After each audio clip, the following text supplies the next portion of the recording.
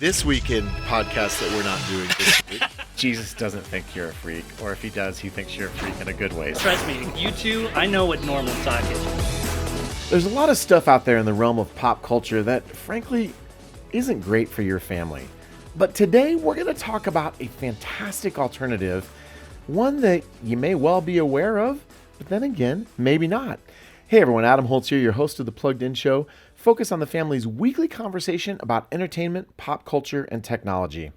Well, each week on the Plugged In Show, we want to give you the information, encouragement, and equipping that you need to navigate the waters of popular culture. And let's face it, sometimes those waters are a little bit choppy. Sometimes they can even feel like, well, they're kind of shark infested. But there's good stuff out there too, and it just so happens that Focus on the Family is home to a long-running audio drama called Adventures in Odyssey.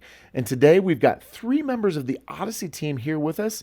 I'm honestly really excited for our conversation today because I know there are tons of Adventures in Odyssey superfans out there, and I hope that what you guys bring to helping us understand what it is and the background is fun for them. But I think I'm even more excited for people who may not be that familiar. I mean, maybe they have heard of it, but really don't know what it is. And my guess is in our media-saturated environment today, even though it's near and dear to our hearts, we've probably got some listeners today who have never heard of Adventures in Odyssey. And so I really want to bring them up to speed on what it is and what they can expect. And so today we're going to give you a primer on Odyssey that stretches all the way back to 1987. And, you know, for those scoring at home, Ronald Reagan was still president. So, I mean, that sort of puts it in historical perspective. And, you know, we may think of The Simpsons as the longest running show in American television history. Guess what? Odyssey has it beat by 2 years and about 200 episodes. So take that, Bart Simpson. That's right. And with that, enough of me setting the table for our conversation. Let's dive in. I want to start with just a pretty broad question. If I were Adventures in Odyssey, what would I be, and what can people expect to find when they dive into this thing we call Odyssey? Yeah, well, you never know what you're gonna find when you tune in to Adventures in Odyssey, because you might tune into a comedy, you might turn into an adventure, a mystery, a serious drama, whatever it is. But it's going to be entertaining, and it's a variety of episodes, and but it's also fun, relatable characters, fun, interesting stories, uplifting messages. And Odyssey, though it's a small town, it is a magnet for people that want to take over the world, and so there's that kind of thing going on as well. Lots of adventure, yeah, lots of adventure and intrigue. And when we talk about episodes, again, just for those who aren't familiar, what kind of episodes are we talking about? What's the format here? It's 22 minutes long. I know, and it's an audio. That's right. Okay, drama. I'm going to give you the answer Audio I'm drama. looking for. Yeah, It's an audio drama. 22-minute audio drama. Okay. And you think back to radio shows. I mean, some of our listeners may remember, hearkening back or listening into the old-timey radio shows. And I love it when you do that voice. You sound so old. That's He's true. done that for Odyssey. Odyssey, for, yes. yeah, just Odyssey rhymes. characters. Yep. And anyway, but it's like those old-timey shows, only everything is sort of updated to the modern present, so you've got all the technology these days to create these amazing sound effects and these amazing worlds just with sound, just with audio presence, and that's very much what Adventures in Odyssey is. In fact, it's one of those things that I think in a way it is unique enough, because you don't hear audio dramas anymore. They're so rare. But it's unique enough They're making a comeback, though. That's true. That's true with podcasts. I mean, we're sort of tuning back into the realm of audio stories. Anyway, that's true. But they add something very, very special. For those people who haven't really sat down to listen to an audio drama, they add this special sense of imagination that I think a lot of other shows don't have. Because, you watch a movie, you watch a cartoon, an anime, whatever, and everything is sort of spelled out for you on the screen. Right. In the audio world, you've got to spell it out with two things: sound effects and the voice. And we've got Do it again. The voice. the voice. There we go. And we've got some amazing actors on Adventures in Odyssey. These incredible actors who are able to, just by reading their lines, not only tell you what they're thinking, but what's happening around them. Just a slight lets you know what they're doing. Okay. So I mean, it's really an incredible art form, and it's one of those things that I think for a long time was almost extinct. Yeah. Yeah, and to piggyback off of that, because it's not a visual medium, it relies on the imagination. Kids and, well, anybody who's listening to this has to use their imagination, and so they become a part of the show themselves. They kind of become part of a creator of the show because they have to fill in the gaps. Yeah. And to me, that it's a more immersive medium than even film is. Yeah, and we're always looking for ways to get kids off of screens these days, right? Yeah. So the idea of setting them up where they can be doing some other activity and listening is really helpful. It probably is worth mentioning that the core audience for the show is 8 to 12-year-olds. Yeah, that's great. Always has been, as far as we're concerned, always will be, but it's one of those shows that does expand the appeal to children of all ages, and now multi-generational. I mean, we've got parents of kids in our target audience who grew up listening to Adventures in Odyssey as kids themselves. And at the centerpiece, we talk about how far-reaching the nature of this program is, but the show focuses on the town. The town is the main character. What's the name of the town? The town is Odyssey. Okay. Yes, and within As in Odyssey, Adventures in in I'm Odyssey. just helping those following along, Well, and sort of the centerpiece is the soda shop called Wits End. And Okay. the proprietor of the soda shop is John Avery Whitaker.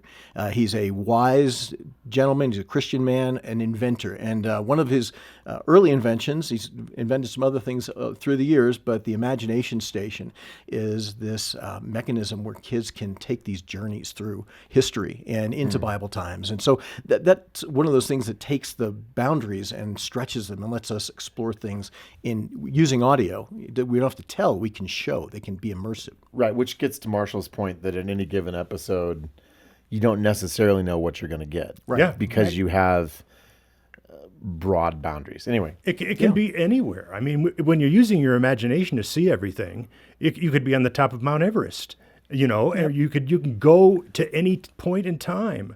And that's the great thing about, John Avery's Imagination Station. Mm-hmm. And who are some of the other characters that is it a pretty regular cast, or do you have new characters most episode, or some or both? Well, here's, we've have some enduring characters that have been with us from the very beginning. We have Whit, Connie, and Eugene. Okay. And so they've been there. Katie Lee, who plays Connie, she's been our actress for Connie for 35 years now. Wow. The same actress. As a teenager. Yes, and her voice has time. barely changed. Yeah. in 35 years. And so we do have those core characters, but we also have a lot of auxiliary characters, and we have a lot of changeover. We have almost an entirely, other than those three, we have an almost entirely different cast now than we did 30 years ago. Yeah. And I also honestly think that that's part of the reason for the longevity. Yeah. Okay. Is that I don't think we could have done the Seinfeld model where you've got Four main characters and Yeah, all yeah. the stories are around them. I think we would have run out of ideas at this Well, point. Seinfeld ran out of ideas. Exactly. Somewhere around season Turns 6 out or 7. Seinfeld Yeah. never actually had any Well, ideas. actors but- come and go. Kids age out of their roles. So what we have is families. It's sort of an ebb and flow. And Yeah. every once in a while, we'll bring somebody back. What's really cool right now in the club is we've just launched this summer a weekly comic strip that allows us to, because we don't need voice actors, we can revisit characters that have been off the show, but still in Odyssey for many years. So the creativity and the opportunity to use different platforms to tell our stories is just limitless, really. And I think Marshall mentioned kids connecting with the people there in Odyssey. And the fact is that I've heard stories of people who listen to Odyssey and, kids who think those kids are real kids, where they so closely identify with them that it's like they're your friend. Okay. And so that's a cool aspect of the radio world. When we talk about superhero movies, you often get the origin story. And we've sort of talked about how this is kind of an unusual thing Where did Odyssey come from? What's the origin story behind Adventures in Odyssey? So in the mid 80s, Dr. Dobson had on his show Dr. Bruce Wilkinson, who was an author. And Dr. Wilkinson challenged Dr. Dobson and said, it is not enough to just complain about the media and about the portrayal of parents or the negative things that you see on TV. It's not enough to complain about that. You have to come up with an alternative and make your own stuff. And Dr. Dobson took that to heart and decided, okay, well, we're going to do audio drama. And he got Phil Lawler and Steve Harris, who were the creators of the show. He got them and said, okay, let's make an audio drama. And they did. They made this this drama called Family Portraits, which was 13 episodes long, and it was very, very popular. And that turned into Odyssey USA, which eventually became Adventures in Odyssey. And Phil Lawler is still writing for the team, by the way. And directing, Yes. yeah. Mm-hmm. So not only do you have continuity with some of the main characters, it sounds like we've got continuity with the creators of the show who've been real caretakers, Right. Since the very beginning. Sure. We've talked about the fact that there might be all kinds of different physical or historical settings for these stories, but Right. in terms of the conflicts and maybe the cultural issues that you're dealing with, what are some of the themes or ideas that might show up in a given episode? Well, it's a pretty broad palette, actually. You'll have some shows that are just pure kid adventure, where you've got a group of kids in a snowball fight. You have something as simple as that. You can have also very large mysteries, where you've got one character who is doing something nefarious, but we don't know who he is, and the kids and Wit have to sort of figure that out. So you've got such a broad palette. Anything goes. But the great thing with Odyssey is that we always try and come up with some kind of biblical context. So we always think about, okay, what is this show saying to the kid who's listening? Okay. Sitting in bed before sleep, and listening to this show. What is this show then conveying to them about things like forgiving others, or standing upright in your walk through the world? When you're dealing with other people, how are you dealing with them? How are you treating them? You just think about just about every biblical concept that you can imagine. Those types of things we've tried to tap on and touch on as the years have gone by. And I really do think that's key to why the show has had the longevity that it's had, and why it's gone as long as it has. Because I think parents remember when they were listening to the show as a little kid, when they were listening to the episodes before they went to sleep, and how that stimulated them and got them thinking about the right things. And so when they became parents, they wanted their kids to explore that too. And I think that's a real key to why this show keeps going and people really love it. Wow. I think that is such a great place to bring our conversation to a close. And hopefully, if you're not familiar with Odyssey, this has given you a taste and maybe is a catalyst for you to do some more exploring. And again, you'll find links to everything we've talked about today in the episode notes for today's show. And we look forward to inviting some new Odyssey fans into the fold. Thanks, guys. That'd be great. Thanks, Adam. You bet.